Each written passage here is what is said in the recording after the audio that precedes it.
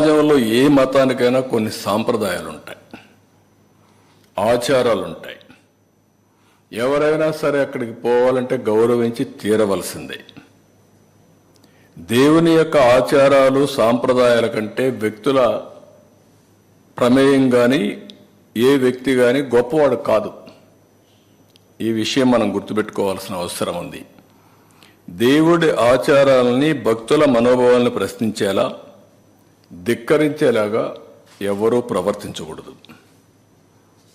ఇప్పుడు కలియుగ వైకుంఠమైన తిరుమల వెంకటేశ్వర స్వామి హిందువులకి అతిపెద్ద పుణ్యక్షేత్రం. అది హిందువులకు అందరికీ ఒక దివ్యక్షేత్రం. ప్రతి ఒక్కరికి ఒక కోరిక, జీవితంలో ఒక్కసారైనా వెంకటేశ్వర స్వామి దగ్గరికి వెళ్ళి దర్శనం చేసుకొని మొక్కులు తీర్చుకోవాలి అనేది ప్రతి ఒక్కరి యొక్క కోరిక. ఇవన్నీ కూడా అది మన రాష్ట్రంలో ఉండడం తెలుగువారి అదృష్టం. అలాంటి భక్తులు అత్యంత పవిత్రంగా భావించే ఈ క్షేత్ర పవిత్రను కాపాడవలసిన బాధ్యత ప్రతి ఒక్కరిపైన ఉంది. అలాంటిది ఉన్నప్పుడు అక్కడ పోయినప్పుడు నియమాల్ని, ఆగమ శాస్త్రాల్ని, ఆచారాల్ని, నిబంధనల్ని తప్పనిసరిగా పాటించాలి. అలాంటి పాటించకపోతే కొందరి మనోభావాలు కూడా దెబ్బతినే పరిస్థితి వస్తుంది.